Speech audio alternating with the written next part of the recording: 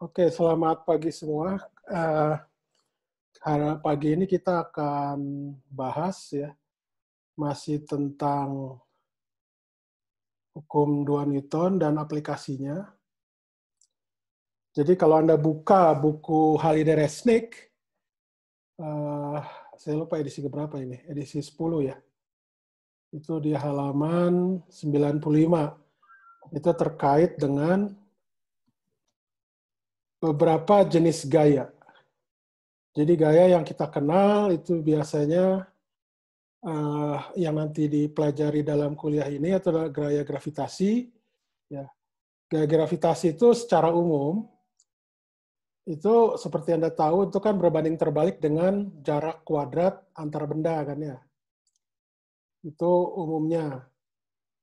Tapi yang untuk kasus kita di sini, karena kita meninjaunya di sekitar permukaan bumi, itu, jadi gaya yang tadi seper R kuadrat itu, atau berbanding terbalik dengan kuadrat jarak rata-rata, itu bisa diaproksimasi. Ya. Jadi karena dia itu di sekitar permukaan bumi, jadi ketinggiannya itu kalau dibandingkan dengan jari-jari bumi atau radius bumi itu sangat kecil, sehingga percepatan gravitasinya yang tadinya itu bergantung pada posisi, itu menjadi konstan.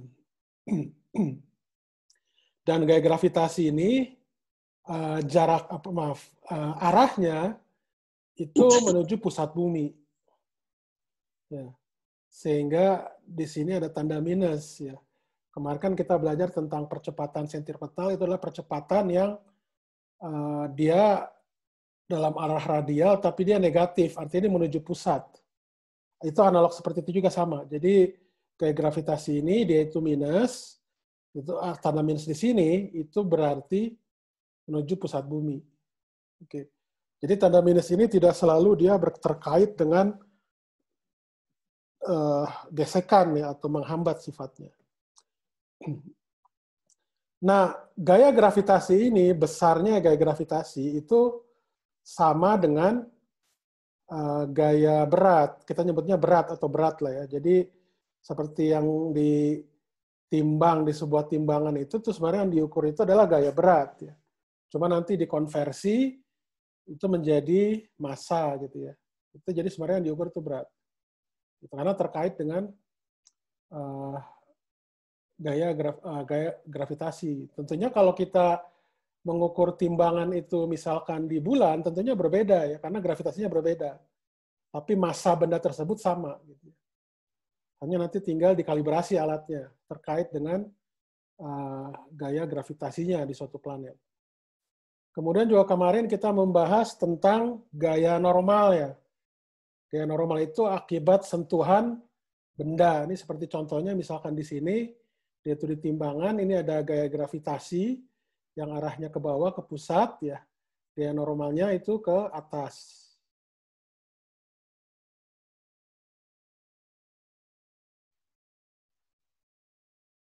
Kemudian yang lainnya itu adalah gaya friksi. Nah, gaya friksi ini kemarin yang kita bahas khusus untuk permukaan ya. Jadi untuk permukaan yang tidak, untuk sistem yang kelajuannya tidak terlalu besar, kemudian pada suhu kamar, itu gaya friksinya dia konstan ya. Walaupun secara umum dia tidak konstan ya, bergantung pada kecepatan bendanya. Jadi efek dari udara di sini kita abaikan.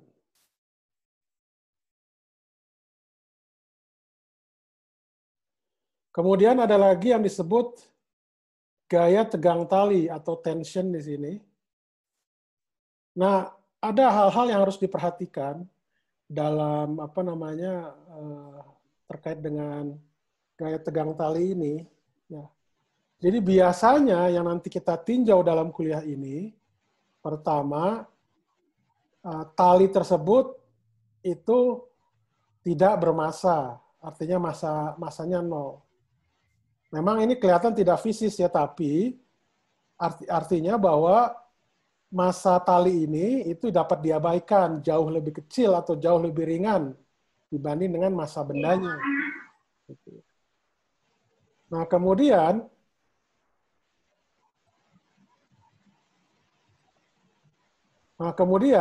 yang kedua, ketika tali ini ditarik, ya, itu talinya tidak berubah panjang. Atau dengan kata lain, tali tersebut bersifat rigid. Rigid atau bisa dikatakan benda tegar lah. Dia tidak berubah bentuk. Jadi masih dalam batas elastisitasnya. Paham ya maksudnya ya? Maksudnya ada pertanyaan nggak?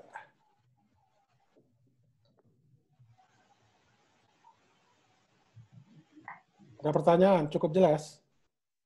Jelas, Pak. Oke.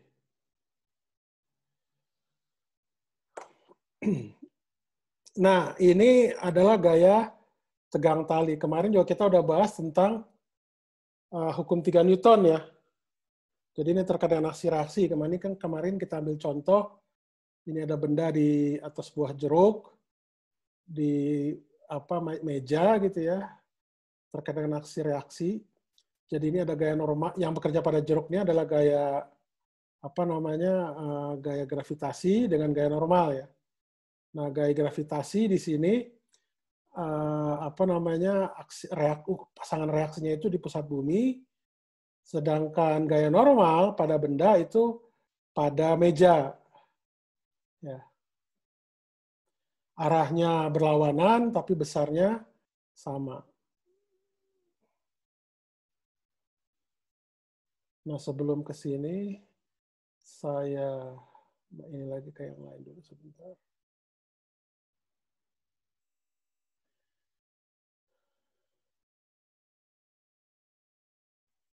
Oke, ini saya tanya lagi, ini terlihat ya? Gambar apa ini yang saya tampilkan? Manjat tebing, Pak. Lagi manjat, Pak. Oke, good. Jadi ini beberapa penggunaan hukum Newton ya. Yang pertama itu adalah ketika benda tersebut dalam keadaan setimbang atau diam. Setimbang itu ada dua, ada diam atau bergerak dengan kecepatan konstan, itu dikatakan setimbang juga ya. Nah, tapi yang kita bahas di sini adalah kesetimbangan yang benda itu diam. Jadi kalau Anda bayangkan misalkan sebuah lampu gitu ya digantung ya, dengan sebuah tali, tentunya tali ini seperti yang saya bilang bahwa tali ini dia tidak bermassa atau massanya jauh lebih kecil dibanding dengan lampunya gitu ya. Sehingga yang murni ada itu hanya gaya tegang tali saja, tidak ada gaya berat di sini. Jadi pada lampu kita tinjau itu adalah yang bekerja pada lampu adalah gaya T ke atas, dia positif, ya.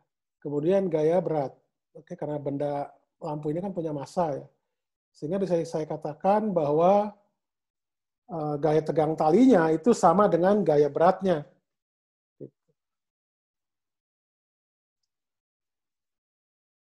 Kemudian contoh lain,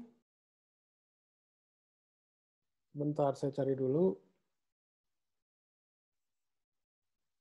Oke.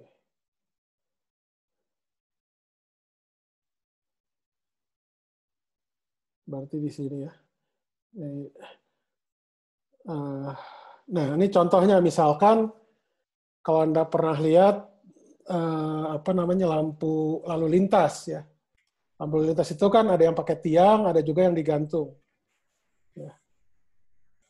Biasanya ini di kota-kota besar ya kalau yang digantung, kalau yang kalau yang pakai tiang itu biasanya di kota-kota kecil ya, tapi ini sangat jarang sekali.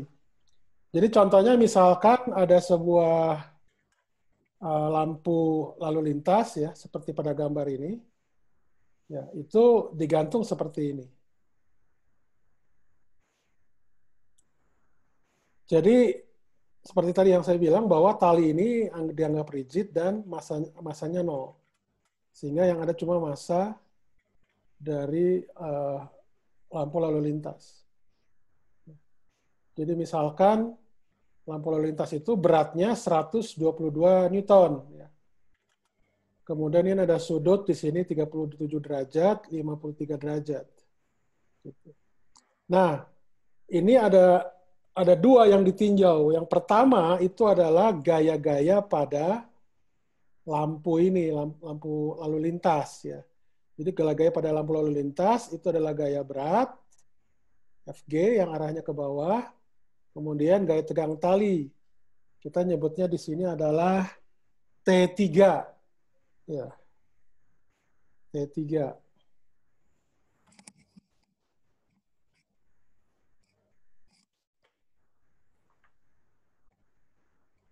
Nah, kemudian yang kedua itu adalah pada junction di sini. Junction itu kita sebut apa ya? Titik ya. Titik pertemuan junction itu di sini. Jadi kalau di junction ini ada T3, ya, ini adalah aksi reaksi, pasangan aksi reaksi terkait T3 di sini yang di lampu merah, lampu lalu lintas. Ya. Kemudian ada lagi T2 dengan T1 yang terkait dengan tali-tali ini. Oke. Nah, dari hukum segitiga, hukum sudut yang berseberangan ya. Jadi ini bisa Anda dapatkan ya bahwa 37 derajat itu di sini 30 derajat, di sini 37 derajat. Di sini 53, di sini 53 ya. Nah, kalau seperti ini bagaimana? Nah, Anda lihat di sini ada sumbu X dengan Y. Jadi pengerjaannya itu harus pada masing-masing benda, ya. Pada masing-masing benda. Pertama, tentunya yang paling mudah kita melihatnya pada lampu merah, ya. Jadi T3 ini didapatkan sama dengan Fg, ya. Kemudian pada junction ini itu ada T3 yang dalam arah sumbu Y, kemudian ada T1 dan T2 yang punya komponen dalam arah sumbu X dengan sumbu Y. Nah, ini di tabel seperti ini. Ya, ini pada sumbu Y, ini pada sumbu X-nya. Gitu.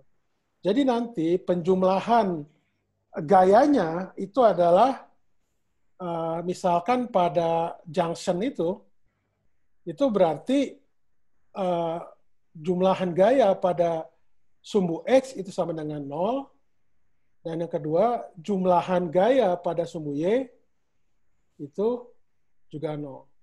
Sehingga didapatkan nanti persamaan 1 dan 2 ya. Di mana T3-nya di sini sudah diganti menjadi 122 Newton yang terkait dengan berat dari lampu lalu lintas. Oke. Nah, jadi di sini T2 itu sama dengan ini 1,33 T1. Kemudian disubstitusikan lagi ke persamaan 2, itu didapatkan T1-nya 73,4 Newton dan T2 itu adalah 97,4 Newton. Oke. Nah, gaya T1 dan T2 itu berbeda. Kenapa? Karena sudutnya berbeda. Kalau sudutnya sama bagaimana? Nah, itu biasanya kalau sudutnya sama, itu akan nanti sama T2 dengan T1-nya. Kalau sudutnya sama. Kalau sudutnya berbeda, itu akan berbeda.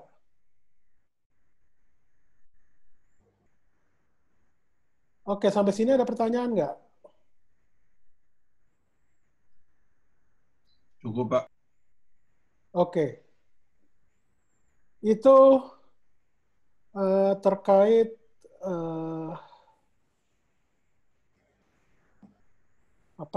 gaya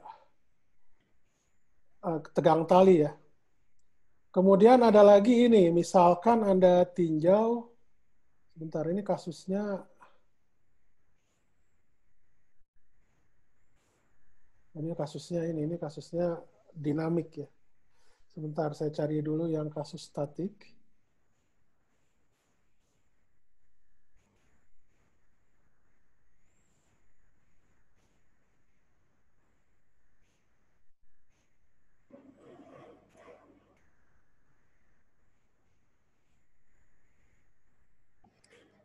Oke, tidak ada. Jadi kayaknya kita langsung aja ke kasus dinamik misalkan ya. Kasus dinamik ini misalkan seperti pada gambar di sini, itu ada mobil yang uh, bergerak pada apa namanya bidang miring ya, tapi dia licin. Anda bisa bayangkan di sini misalkan licin ini kalau di Indonesia mungkin jarang ya, kalau di luar negeri biasanya kalau di Eropa atau Australia, kalau Eropa itu biasanya pada bulan-bulan Desember Januari, kalau di Australia itu di bulan-bulan Juni Juli ya kalau tidak salah. Itu dia ada musim salju. Nah, musim salju itu memang orang yang pertama kali melihat itu senang ya. Tapi itu ada bahaya yang mengancam di situ. Bahayanya itu apa? Kalau salju itu lama-lama kita injak, dia akan menjadi padatan. Ya, menjadi padatan, dia akan menjadi es di situ. Dan es di situ biasanya akan menjadi licin. Ya. Jadi banyak orang terpleset di situ. Makanya salju juga walaupun kelihatannya menyenangkan gitu ya, bisa buat es batu buatan gitu dari alam gitu. Tapi itu mengandung bahaya ya. Bahayanya salah satunya itu terkait dengan licin tadi. Jadi pertanyaannya adalah sebuah benda yang bermassa M itu berada pada jalan yang IC ya, IC itu ber-S ya, dengan sudut kemiringan theta. Theta itu seperti ini ya sudutnya. Kemudian pertanyaannya yang A itu tentukan percepatan mobil. Ya, diasumsikan bahwa jalan itu adalah licin. Ya. Jadi kalau Anda lihat di sini, jadi dalam kasus bidang miring, ya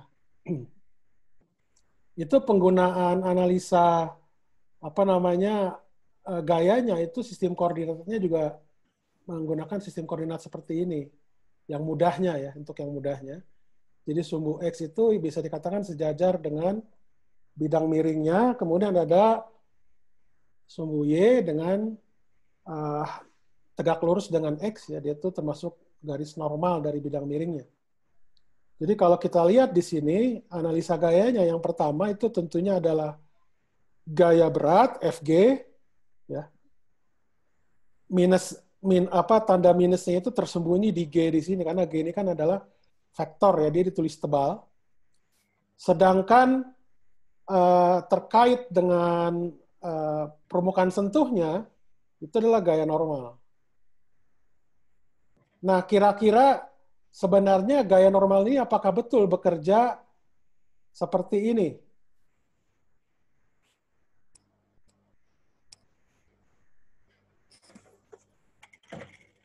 Siapa nih? Vincent. Gaya normalnya betul seperti itu? Bener Pak, kalau menurut saya, karena tegak lurus sama permukaannya.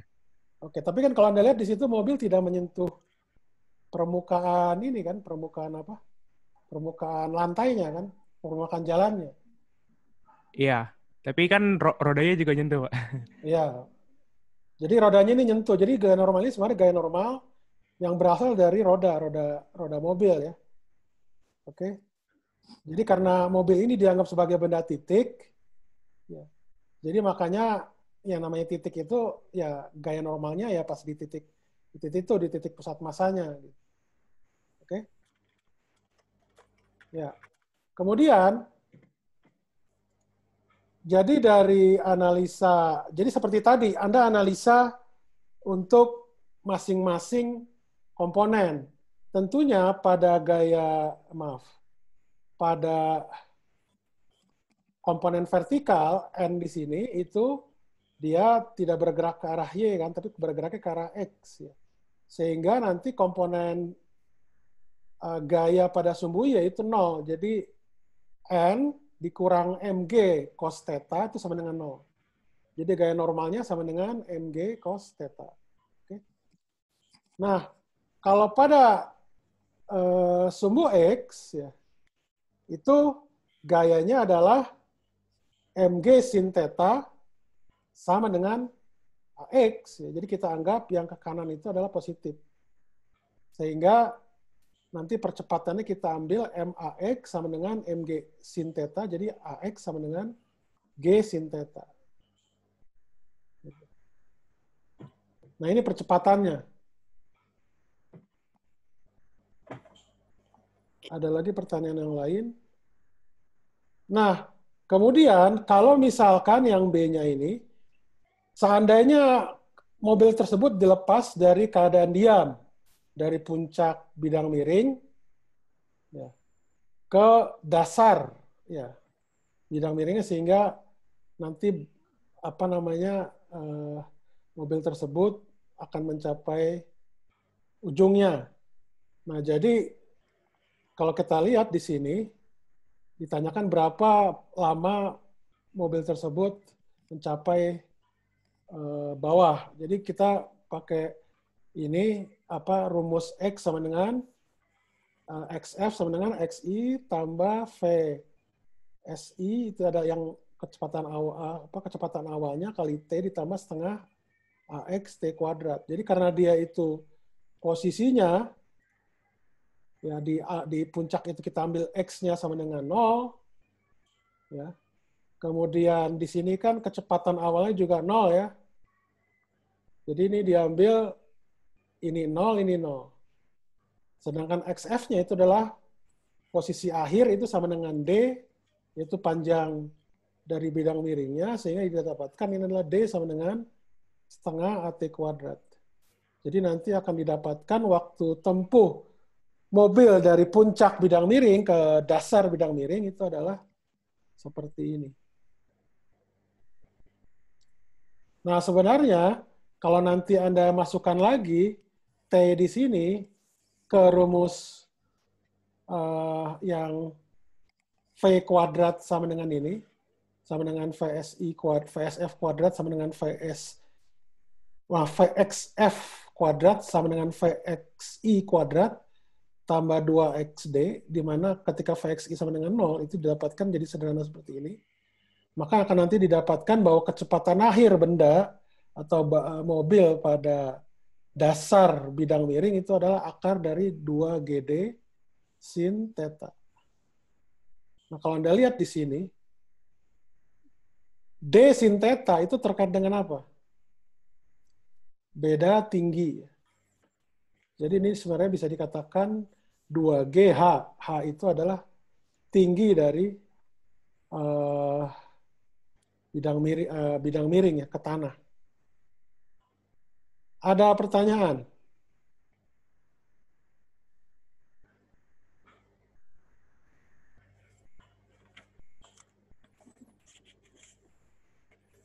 Ada pertanyaan?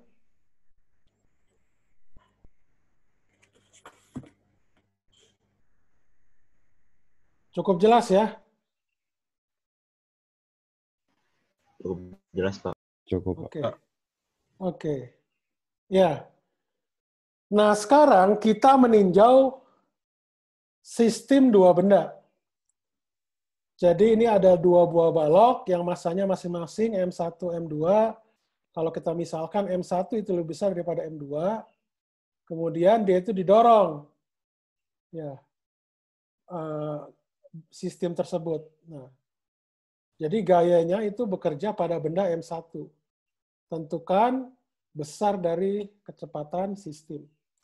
Nah, ini juga ada catatan untuk sistem ini ya. Sebenarnya kalau ada dua buah balok didorong, ya, balok tersebut itu menempel selama pergerakan. Ya. Sebenarnya itu ada asumsi yang di sini tidak dibilang.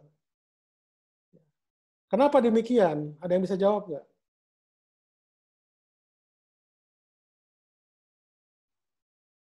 Kenapa demikian?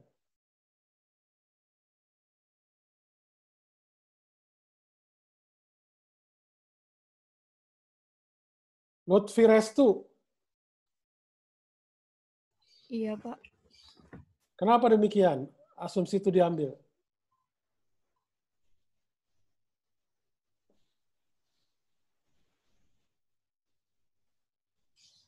Jadi benda M1 dan M2 itu menempel selama didorong oleh gaya F. Benda itu tidak dilem ya, tidak dilem. Maksud saya ketika didorong itu selalu nempel dengan benda.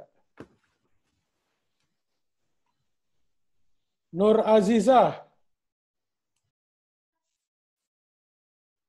Kenapa? Iya, Pak. Kenapa? Suara Anda kurang jelas. Ya, mohon maaf, Pak. Boleh diulangi? Kenapa benda M1 dan M2 itu kalau didorong oleh gaya F yang seperti pada gambar ini, Anda lihat kan, itu harus selalu menempel.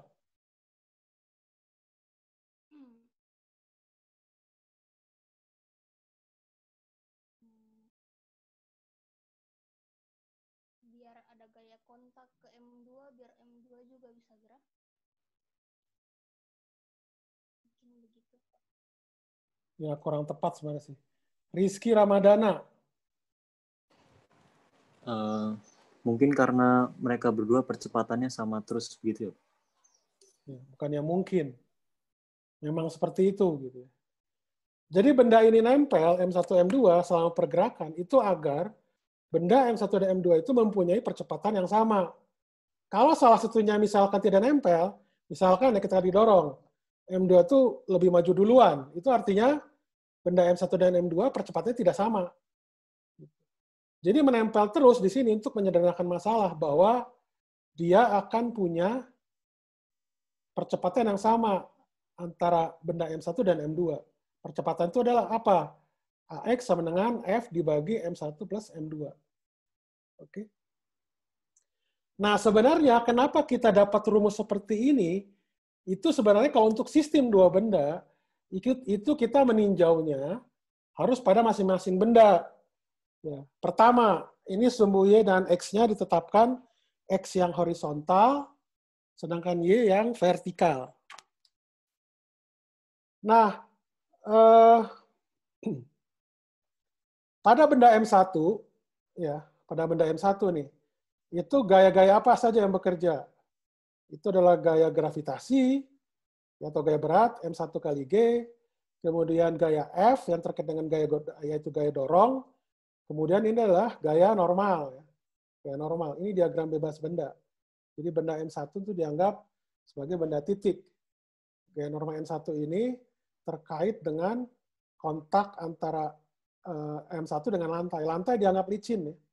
Sekali lagi lantai dianggap licin. Dari soal itu dia frictionless. Nah, P21 itu adalah bisa dikatakan yang tadi teman Anda sebut, itu adalah gaya kontak atau gaya normal juga sama. Akibat apa? Kontak M1 dengan M2. Arahnya kemana? Kalau pada benda M1, arahnya ke kiri.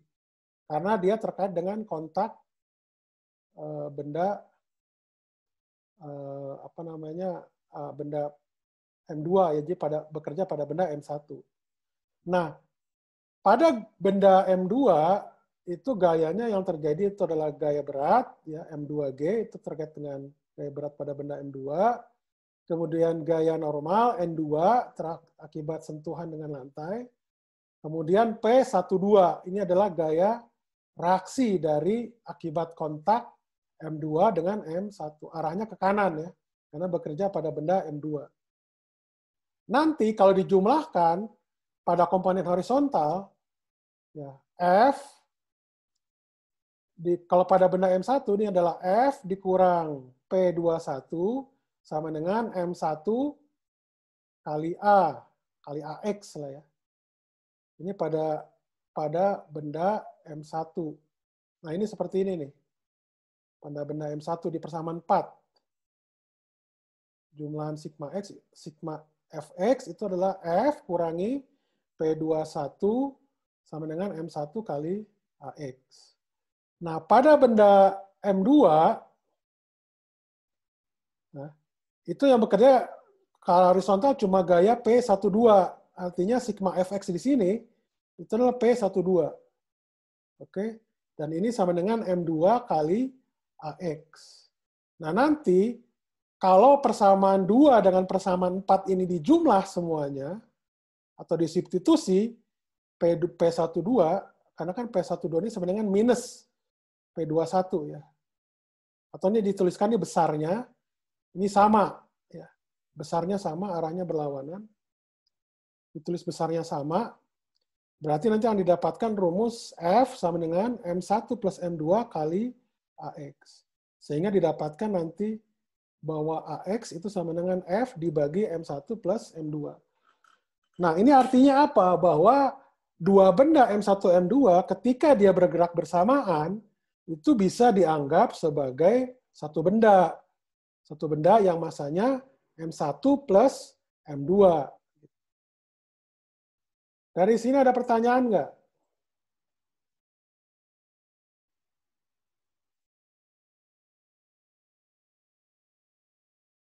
Cukup jelas? Oke. Nanti Cukup jelas, rekaman Pak. cukup, oke. Berarti nanti saya akan ini akan mengupload kuliah ini di YouTube ya. Jadi Anda bisa lihat channel saya, terus nanti ada playlist di situ. Itu saya khususkan untuk yang FI 1101. Ada playlistnya di situ. Anda bisa cek, itu saya udah buat per tanggal kuliah. Hari Senin, tanggal berapa, gitu ya. Seperti itu. Cukup jelas ya, ada pertanyaan? Tidak ada, oke. Nah ini sekarang sebenarnya terkait dengan satu lagi, itu adalah lift gitu ya. Itu lift. Jadi kalau lift, misalkan kita menggantung di sini, misalkan sebuah benda, misalkan ikan di sini, ini ada penunjuk penunjuk jarum gitu ya, bahwa berat ikan tersebut sekian gitu ya, sekian Newton gitu, berat ikan tersebut atau sekian kilogram. Kalau kilogram tetap sama ya. Jadi ini pakai Newton lah ya. Jadi dia beratnya terhitung misalkan berapa Newton gitu ya. Ikan itu diam. Kemudian kalau misalkan dia ditimbang itu di dalam sebuah lift. Gitu. Di dalam sebuah lift. Nah, ini sebenarnya salah satu contoh yang disebut namanya kerangka inersial, kerangka non-inersial ya.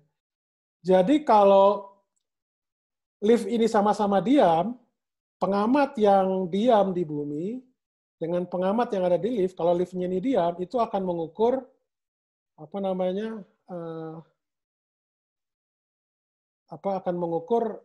berat benda ini akan sama ya, sekian Newton gitu. Nah, itu berbeda ketika lift ini itu bergerak. Bergeraknya bukan bergerak dengan kecepatan konstan, tapi bergerak dipercepat. Misalkan lift bergerak ke atas atau ke bawah gitu ya. Nah, yang dilihat oleh pengamat yang di dalam lift, berat ikannya misalkan kalau dia itu diam, sama-sama awalnya itu diam, misalkan itu adalah X Newton. Nah, ketika lift ini bergerak, pengamat yang di dalam lift ini mengukur bendanya, mengukur berat ikannya itu sama, X Newton. Nah, yang berbeda itu nanti ketika pengamat yang diam di bumi. Pengamat yang diam di bumi itu melihatnya bergantung pada arah percepatannya. Jadi kalau misalkan arah percepatannya ke atas, ya, ke atas itu berarti dia positif ya. Jadi seperti ini yang pengamat di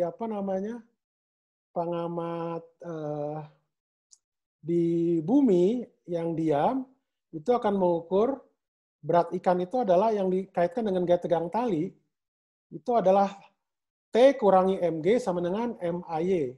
Jadi kalau AY-nya positif, itu akan terlihat ikannya akan makin berat kan, beratnya. Ini dengan kata lain apa? Bahwa percepatan ini itu mempengaruhi istilahnya gravitasi ya, seperti gravitasi di dalam lift. Gitu. Kalau dia itu ke atas, dia akan positif, maka pengamat yang di luar itu akan melihat ikan lebih berat. Sebesar mg tambah MAY. AY-nya positif. Kalau dia itu turun ke bawah, ya ayanya itu jadi negatif. Yang terlihat apa? Ikan menurut pengamat di luar itu akan terlihat lebih ringan ya, karena gaya gravitasinya menjadi lebih ringan. Gaya beratnya jadi lebih ringan gitu ya. Tapi apa yang sama itu adalah massanya, massa ikannya sama, baik di kasus A ataupun di kasus B. Yang berbeda itu adalah gaya beratnya. Tapi biasanya kalau ukuran timbangan seperti ini itu sudah dikalibrasi ya berdasarkan bumi ya. Jadi biasanya yang terukur di sini 1 kilogram ya 1 kilogram. Tapi kalau di massa baik di kerangka yang diam atau bergerak dengan percepatan konstan ya, itu massanya sama, tidak berubah. Yang berubah itu adalah beratnya. Ada pertanyaan nggak sampai sini? Nah ini detailnya.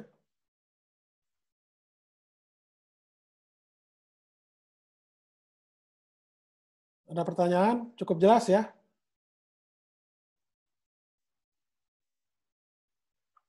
Oke. Oke, good.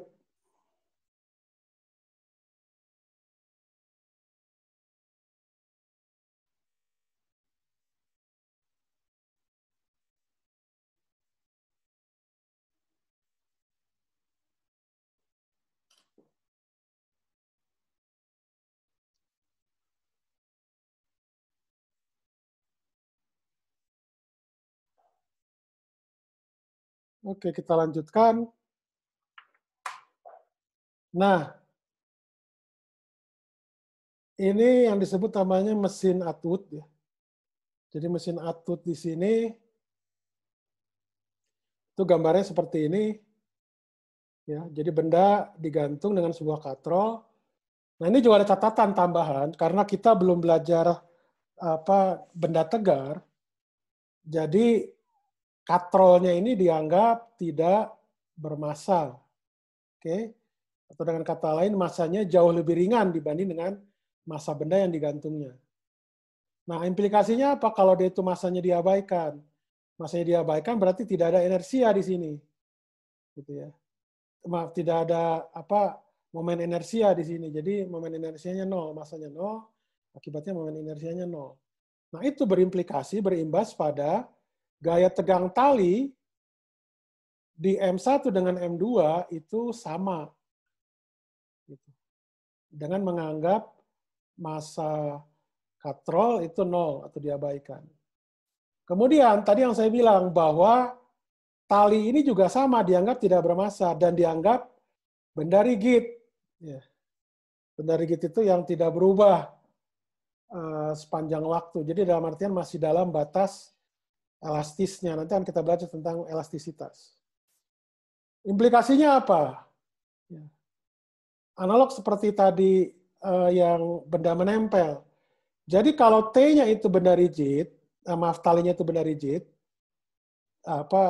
tidak berubah panjangnya, artinya apa? Bahwa percepatan massa M1 dengan massa M2, besar percepatannya itu sama. Ya. Besar percepatannya sama. Ya. Jadi bisa aja ini percepatannya berbeda, tapi besarnya sama. Satu ke atas positif, satu yang negatif. Ya. Nah ini analisanya analog ya. Jadi karena ini sistemnya dua benda, karena kan katrol dianggap tak bermassa, tali dianggap tak bermassa, sehingga massa kedua benda ini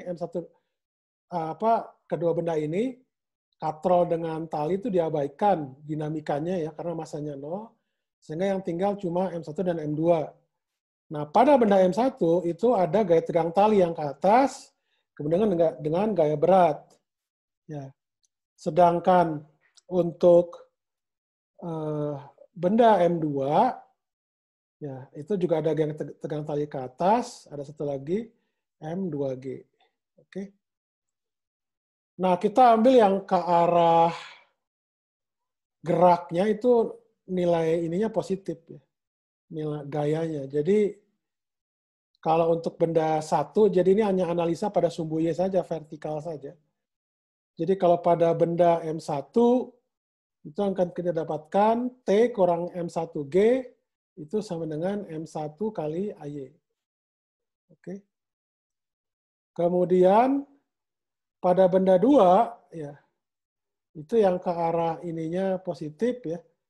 Arah geraknya jadi M2G kurangi T. Ya. Sama dengan M2 kali AY. Karena percepatannya sama. Nah, nanti 1 dan 2 ini dijumlahkan, kita akan dapatkan persamaan 3. Ya, bahwa percepatan benda atau sistem itu adalah M2 kurangi M1 dibagi M1 plus M2 kali G. Nah, apa yang terjadi kalau M2 sama dengan M1? Berarti percepatannya 0. Ya, artinya apa? Ada 2 kemungkinan. Benda ini diam, sistem ini diam, atau bergerak dengan kecepatan konstan. Ini berdasarkan hukum Newton, ya. Berdasarkan hukum Newton. Kemudian, kalau ini saya masukkan ke persamaan 1 atau 2, ini misalkan di persamaan 1 dimasukkan, maka akan saya dapatkan tegangan talinya itu adalah 2 kali M1 plus M2 dibagi M1 plus M2 kali G. Ada pertanyaan? Silahkan.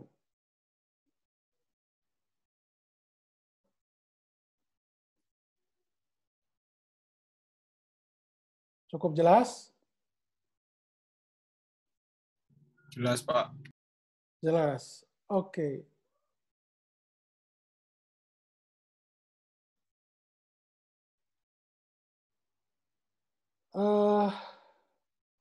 Nah, ini contoh lagi, misalkan ada 2 buah objek, ya, bola bermasa M1 dan kubus, ya, bermasa M2.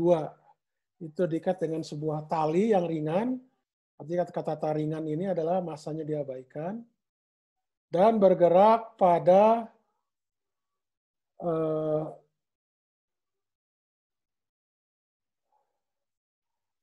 jadi dianggap apa namanya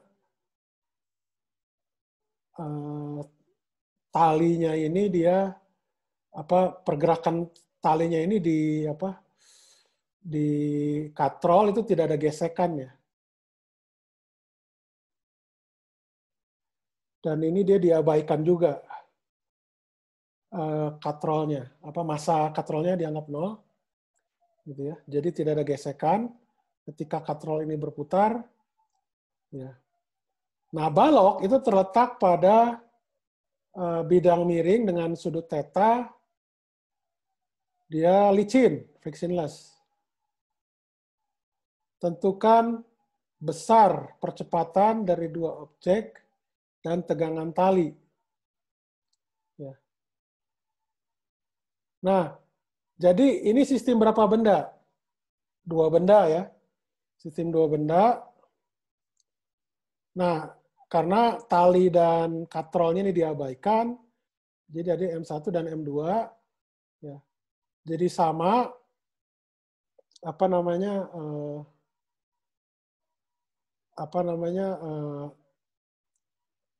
percepatannya sama, ya, besarnya percepatan sama, ya, karena talinya itu dianggap rigid, ya. M2-nya ini biasanya lebih besar daripada M1, ya. Dia bergeraknya ke arah M2, ya. Nah, jadi kalau pada benda M1 ini pada bola, ya, itu yang jelas sigma fx-nya itu sama dengan 0. Kenapa? Karena karena bola dia bergerak ke atas saja atau ke bawah lah gitu. Dalam ini ke atas. Sehingga nanti hukum Newtonnya itu yang sigma fx itu sama dengan 0, sigma fy itu sama dengan M1 kali A, ya tidak 0, karena dia bergerak ke atas. Jadi kalau kita langsung ini kan gaya-gaya bekerja pada bola itu adalah tegangan tali dan gaya berat. Ya, sehingga nanti di sumbu Y-nya itu adalah T kurangi M1G sama dengan M1AY. Ya, karena benda ini bergerak punya besar percepatan yang sama, maka AY itu sama dengan M1 kali A. Oke. Sedangkan pada balok, yaitu benda yang kedua, itu ada tentunya gaya berat, kemudian ada lagi gaya normal, dan juga ada gaya tegang tali. Oke. Yang arahnya ke sana. Ini adalah kalau ini reaksi, ini reaksinya. Ini aksi, ini reaksinya. Jadi pasangan aksi reaksi. Jadi bekerja pada benda yang berbeda. Oke. Nah, analisanya tentunya kalau pada sigma fx, jadi kalau untuk pada bidang miring, arah x-nya ke sana, sejajar dengan bidang miring yang horizontalnya. Kalau yang ininya, y-nya prime-nya itu tegak lurus dengan bidang miringnya. Jadi kalau yang komponen y-nya, karena dia bergerak hanya sepanjang sumbu x, yang di sini x prime disebutnya, ini adalah n kurangi m2g cos theta, sama dengan 0. Karena benda tidak bergerak ke atas ya, terhadap ke arah sumbu y prime. Dan dia hanya bergerak terhadap sumbu x prime. Gitu. Nah, jadi sigma fx prime itu sama dengan m2g sin theta, ya. Ini arahnya ke kanan positif, yang negatif arahnya ke kiri kan. Itu t sama dengan m2 ax prime. Dan ini sama dengan m2 kali a. Ya. Sehingga nanti kalau digabungkan, ini Anda gabungkan nih, apa jumlah antara persamaan 3 dengan persamaan 2. Itu nanti akan didapatkan persamaan 5, bahwa percepatan sistemnya itu adalah M2G sin theta kurangi M1G per M1 tambah M2. Kalau ini Anda masukkan lagi misalkan ke persamaan 2, itu Anda dapatkan bahwa tegangan talinya itu adalah M1 M2G dalam kurung sin theta tambah 1 kurung tutup dibagi M1 plus M2. Sampai sini ada pertanyaan?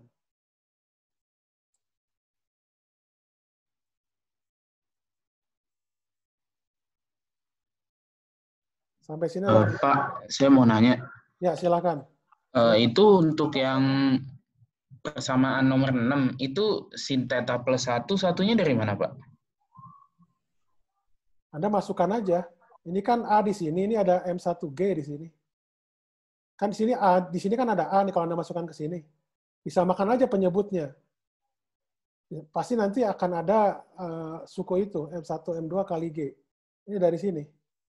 Ini yang di persamaan 5 kan dia juga ada kan yang tidak termasuk pakai sin theta kan?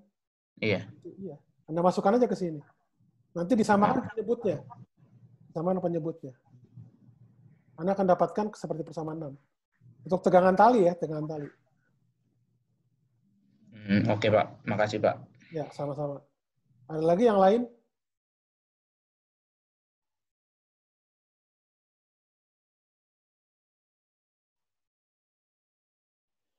Jadi salah satu tipsnya kita mengerjakan dua benda, ya terutama kalau di sini kebetulan masih terpisah ya tadi ya.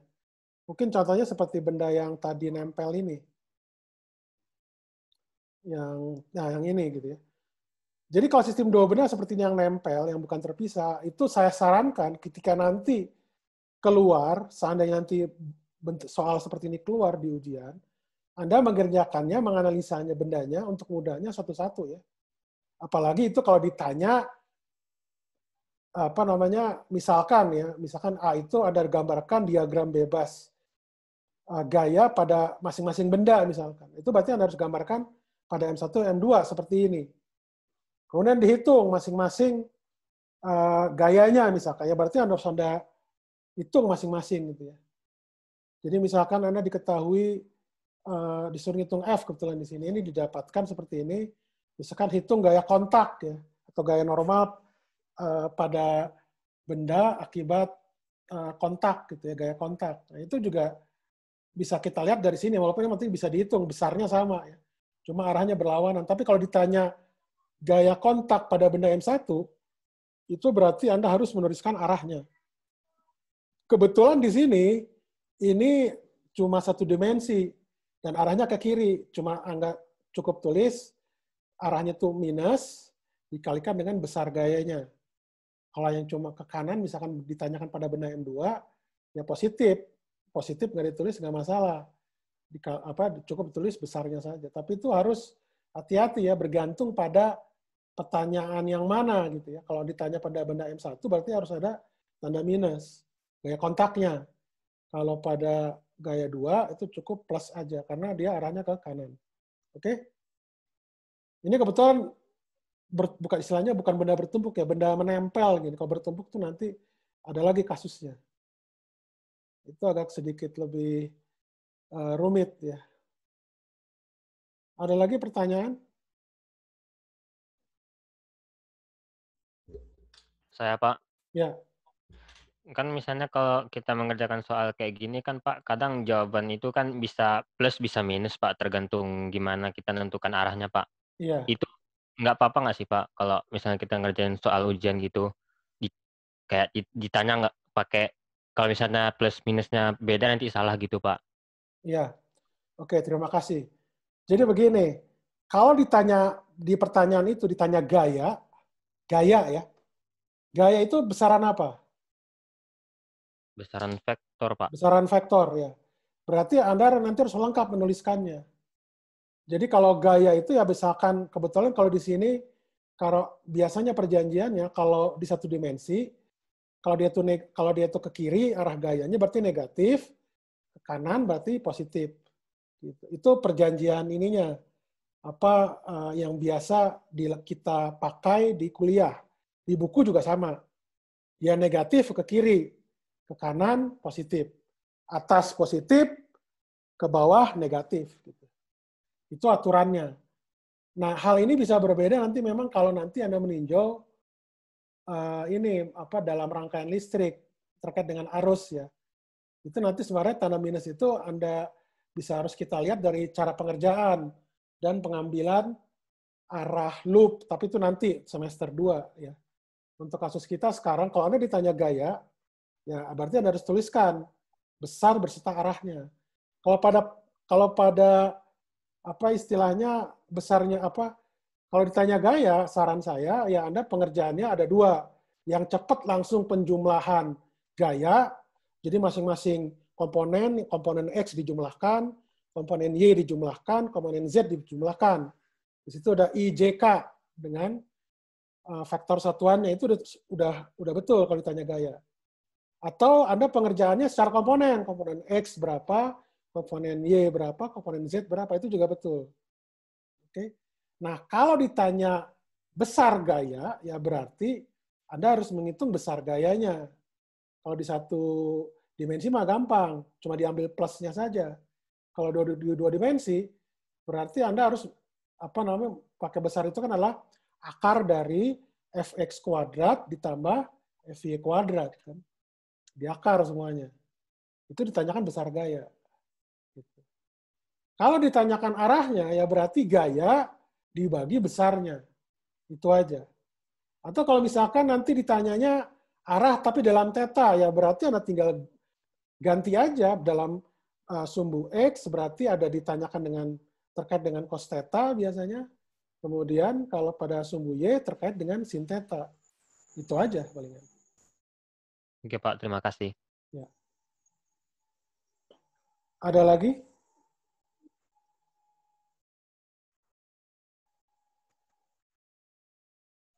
Oke, kita lanjutkan. Nah, ini terkait dengan gaya friksi ya, yang kita bahas. Tadi kita ini kan.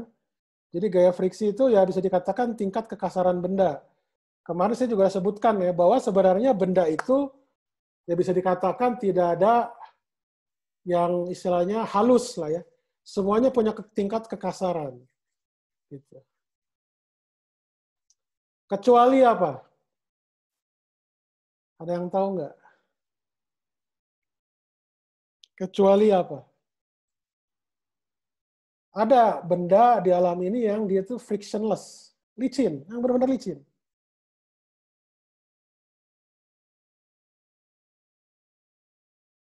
Ada yang tahu? Gerald Akbar.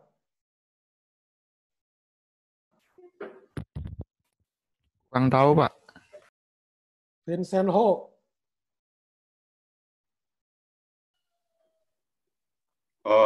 Air, Pak. Air. Air kalau saya cemplungin, benda itu ada viskositas. Viskositas itu terkait dengan friksi. Oke.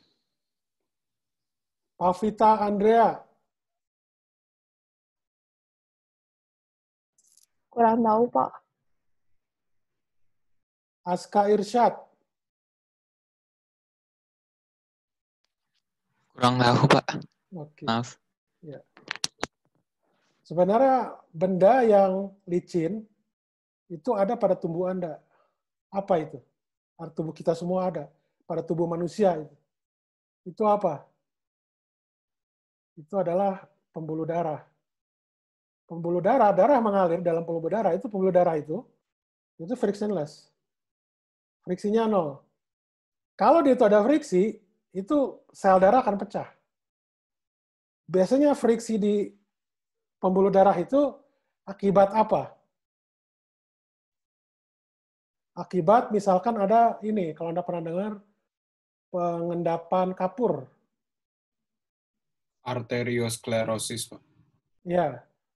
Jadi itu makanya biasanya pengendapan kapur itu terjadi pada pembuluh darah halus biasanya. Makanya itu suka terjadi, kan pembuluh darah halus itu kan biasanya di otak. Jadi makanya itu suka terjadi adanya pecah pembuluh darah itu salah satu bisa akibat itu. Gitu. Jadi ada pembekuan. Jadi kalau darah kita pecah kan ada membeku kan gitu ya. Jadi karena syaraf itu adalah pusat apa istilahnya seperti server gitu, pusat gerak gitu ya. Jadi suka apa makanya kalau orang stroke itu kalau itu pecah misalkan pembuluh darahnya itu akibat jadi ada salah koordinasi gitu ya di organ. Ya mudah-mudahan kita terhindar dari itu semua lah. Amin. Ya jadi kalau yang kita pelajari sekarang itu biasanya itu adalah kekasaran relatif. Jadi ada benda di sini seperti apa tong sampah misalkan tong gitu ya dengan lantai itu ada kekasaran relatif sebenarnya. Kekasaran relatif. Nah, seperti yang saya bilang kemarin ya. Jadi kalau digambarkan ini apa namanya gambar gaya friksi terhadap F yang ditarik. Jadi ketika gaya F-nya itu masih di sekitar sini di segitiga ini, ya, itu benda tersebut diam kan ya kemarin. Sampai suatu saat ketika dia mencapai titik ini yang disebut namanya tepat saat akan bergerak. Wah ini susah banget. Tepat saat akan bergerak. Jadi delta T-nya sangat kecil gitu ya. Jadi makanya seperti patah gini. Jadi ketika gaya F-nya melebihi gaya Fs maksimum, benda tersebut akan bergerak. Nah, yang sebelumnya ini ketika benda itu diam, itu Fs-nya sama dengan F besar. Ya. Nah, sampai dia ke Fs maksimum. Ketika dia itu melebihi Fs maksimum, dia yang bekerja adalah gaya friksi kinetis. Ya. Jadi di sini bisa dilihat bahwa Fs maksimum di sini itu lebih besar dibandingkan dengan gaya friksi kinetis. Dan biasanya gaya friksi kinetis itu kita apa istilahnya mengambilnya yang konstannya aja setelah dia itu konstan. Yang daerah ini tidak.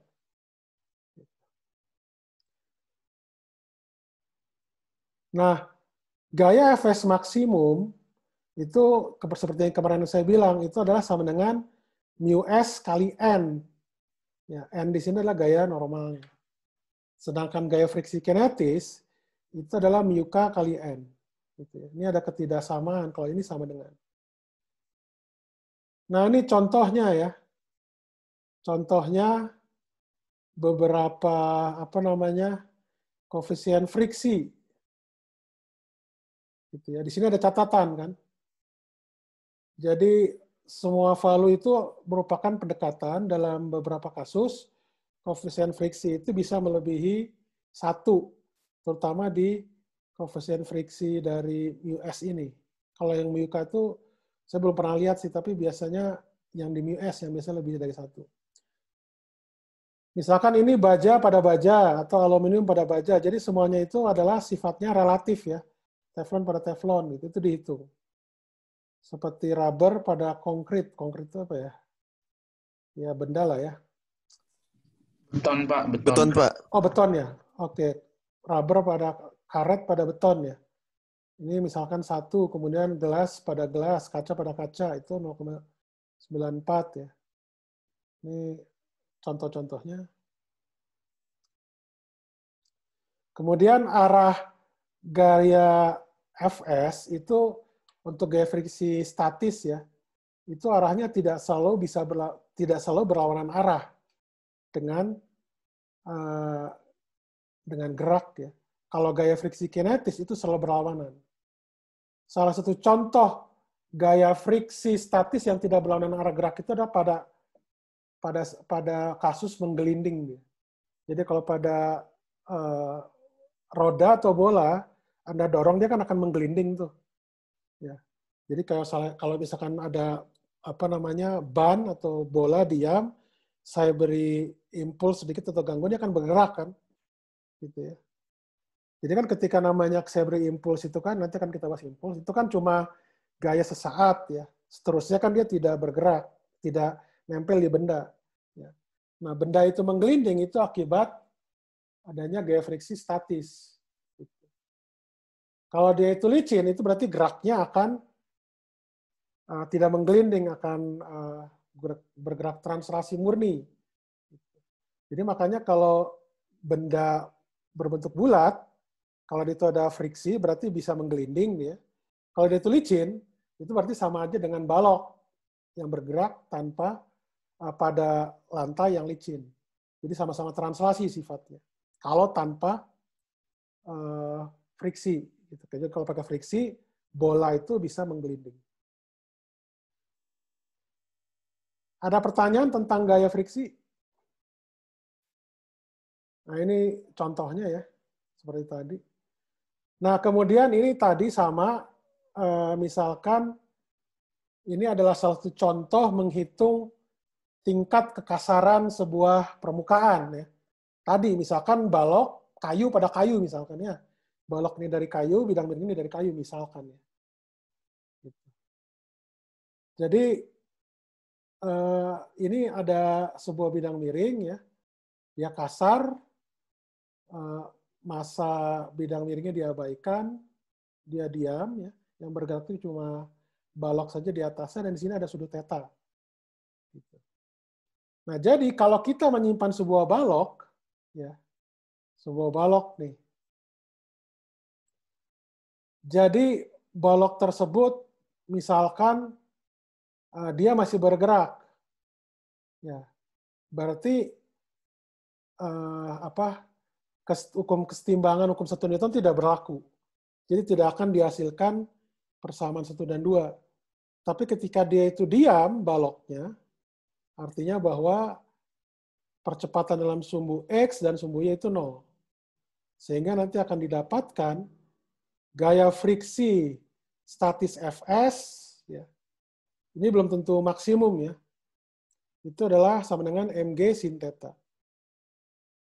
Ya.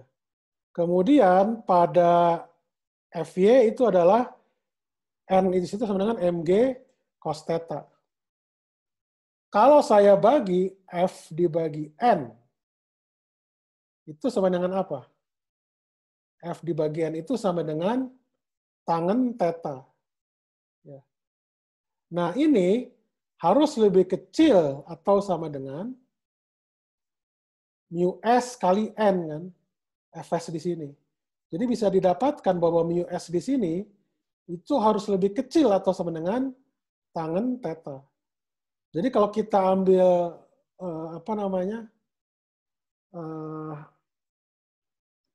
theta sekian dia tuh diam, itu berarti kita dapatkan mu S-nya pasti di bawah tangen theta gitu ya.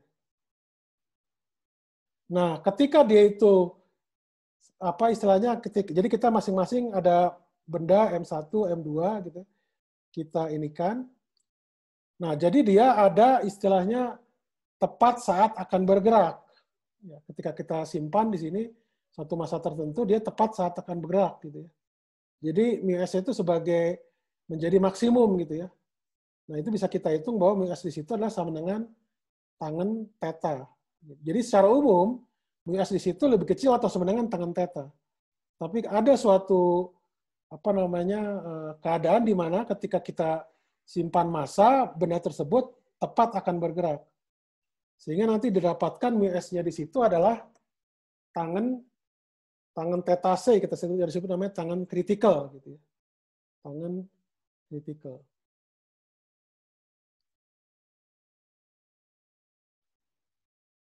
Nah, itu contoh bagaimana mengukur mu S. Nah, ini dan juga mu K. Kalau mu K ini khususnya untuk benda-benda yang dia itu bergerak tapi kecepatannya konstan. Ini juga masih terjadi kesetimbangan. Ada pertanyaan?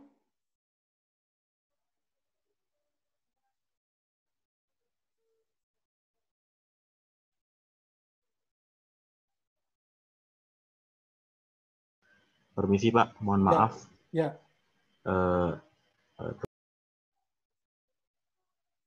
Halo ya. Suara Anda putus. Halo.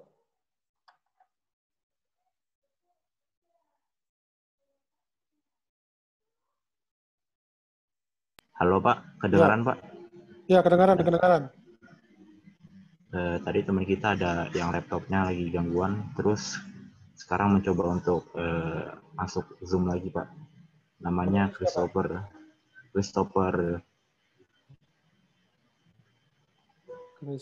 oke.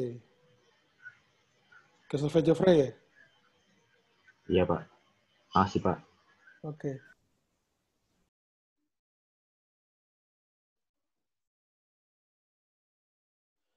Oke, ada lagi?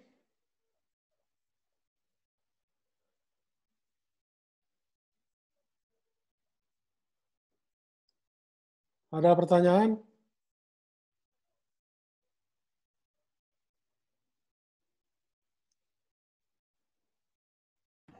Izin Pak. Ya. Itu yang tadi Pak, Fs sama dengan Mg sin theta kan Pak yang buat mau dapetin yang mu S-nya itu Pak. Iya. Nah, itu kenapa tiba-tiba N per cos theta Pak? Ini sebenarnya dari persamaan 2 kan. Persamaan 2 ini kan yang N sama dengan Mg cos theta. Jadi Mg sama dengan kan N per cos theta kan. Persamaan 2 ini. Baik Pak, terima kasih Pak. Ya, sama-sama. Nah, ini Fs di sini itu lebih kecil atau sama dengan mu S kali N ya. Jadi lebih kecil ya mu S kali N ya. Jadi maaf, mungkin saya koreksi ya. Jadi tangen theta itu harus lebih kecil atau sama dengan dari mu S ya. Jadi mu S di situ harus lebih besar atau sama dengan tangen theta. Maaf. Jadi ketika dia itu tepat saat akan bergerak, jadi mu S-nya itu sama dengan tangen theta. Yang disebut tangen theta kritikal. Gitu. Seperti ini. Ada lagi. Jadi mu S itu, saya tadi mungkin terbalik ya. Jadi mu S itu lebih besar atau sama dengan tangen theta.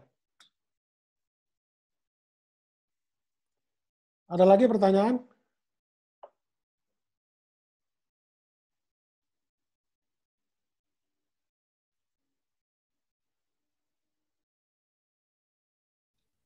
Izin Pak, mau bertanya Pak. Ya, silakan.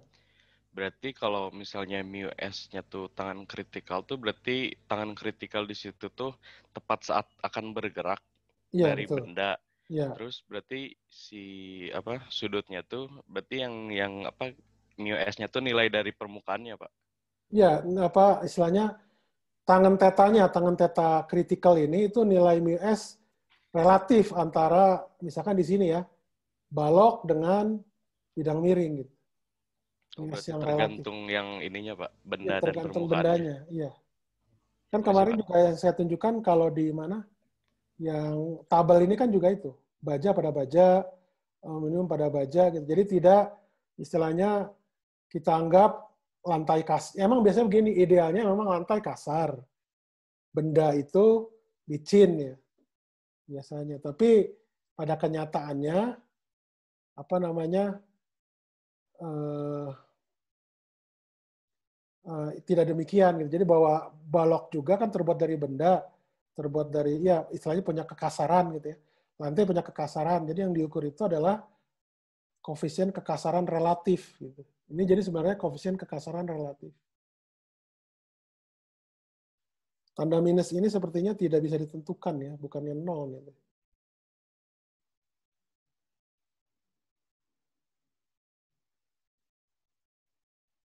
Ada lagi pertanyaan?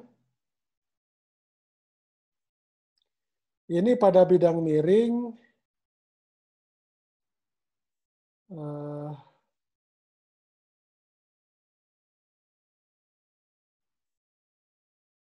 Ada pertanyaan lagi nggak? Nah, kalau nggak kita lanjutkan ini mungkin yang terakhir ya. Karena ya ini sebenarnya karena ini buku bahasa Inggris ya, jadi mereka atau di Amerika yang biasa digunakan, biasanya kasih contohnya adalah permainan yang memang mereka ada gitu ya. Anda tahu hoki kan ya? Hoki puck itu seperti apa ya? Mirip seperti karambol lah. Karambol, pernah main karambol nggak? Ini kayaknya masa kecilnya kurang bahagia kalau belum pernah ini. Jadi ini bentuknya seperti silinder, cuma dia ada seperti piringan lah atau silinder, tapi dia punya tebal gitu ya. Jadi kan kalau hoki itu kan dia di atas es gitu ya, kita pukul gitu.